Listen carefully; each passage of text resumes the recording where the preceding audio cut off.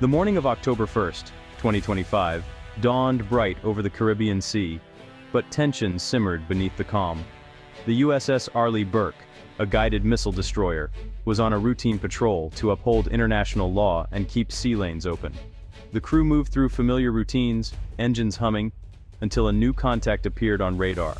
Fast, small, and closing from the Venezuelan coast. Lookouts confirmed, it was the Venezuelan patrol vessel ANBV Yaquana, heading straight for the American warship. This was no routine encounter.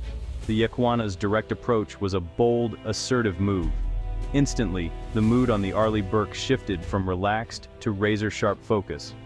The officer of the deck alerted the captain, who quickly took command on the bridge. Every sailor snapped to their role, ready for the unexpected. The Venezuelan ship's actions were a clear deviation from normal maritime behavior, a challenge that demanded a careful response.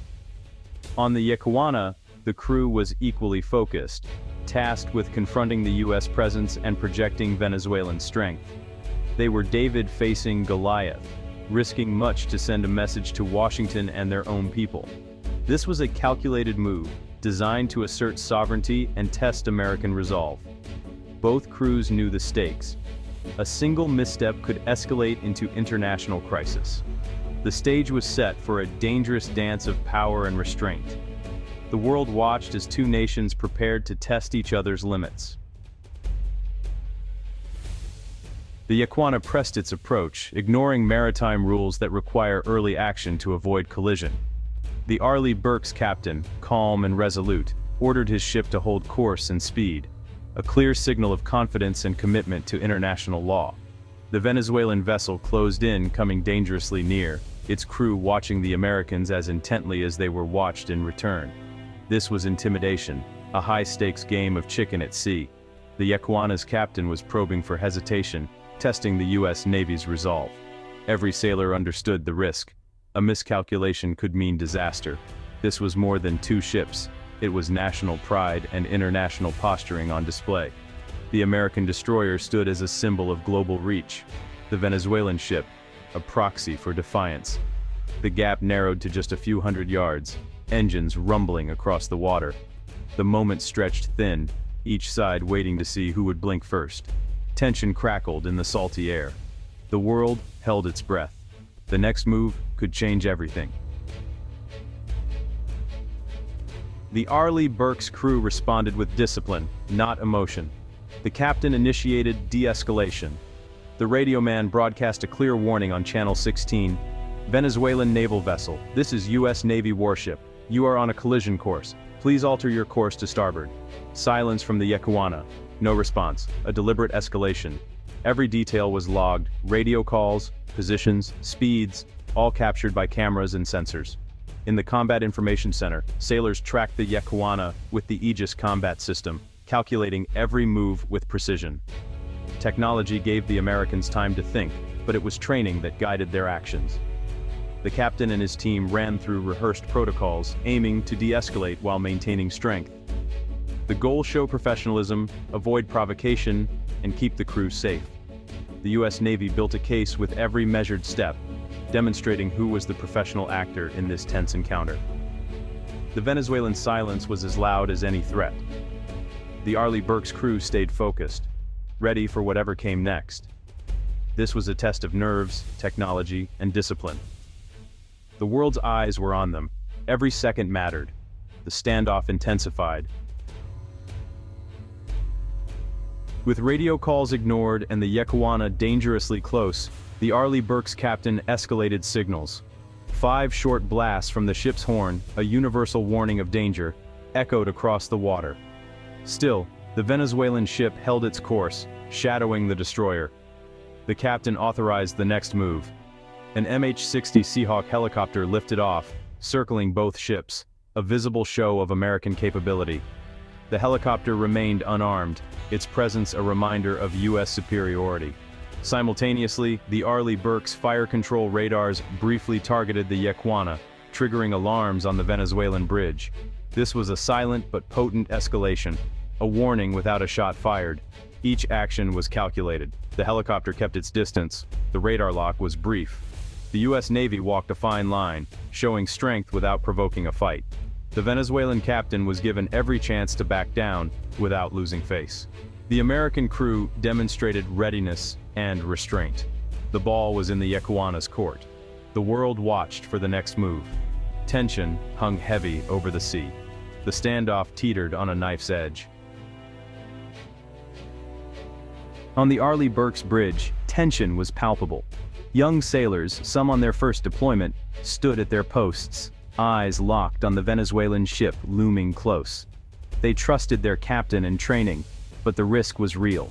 A single mistake could mean disaster.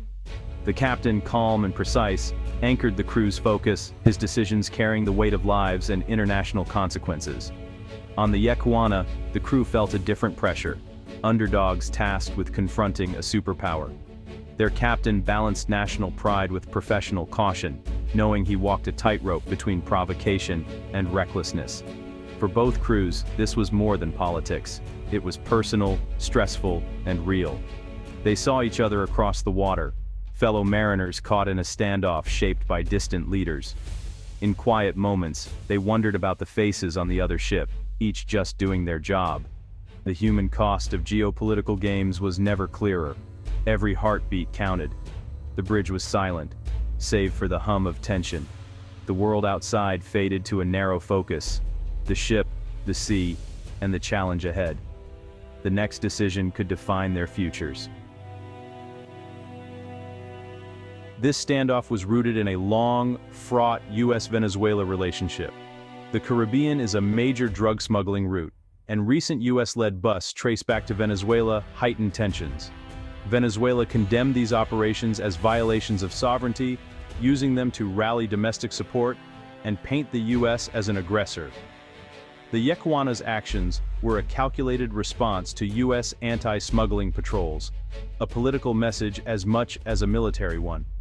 This was political theater, designed to assert Venezuelan authority and push back against US policy. The encounter was a direct result of clashing interests in a region where every move is scrutinized. This standoff was a message in motion. Warships as messengers, the sea as the board. The Arleigh Burke's presence affirmed US commitment to freedom of navigation and regional security. The Yacuana's aggressive maneuvers signaled Venezuelan defiance and a rejection of US influence. Both sides sought to shape perceptions and boundaries without tipping into open conflict. The US aimed to enforce norms, Venezuela to assert sovereignty. Each move was calculated to influence the other and the watching world. These encounters test resolve and intent, reinforcing reputations on both sides. The silent dialogue between ships revealed the complex, confrontational relationship beneath the surface. After nearly an hour, the standoff peaked. The Arleigh Burke held firm, the Seahawk circled, the radar lock remained a silent threat. The Venezuelan captain, mission accomplished, slowly turned the Yacuana away. The American crew watched with cautious relief as the distance widened.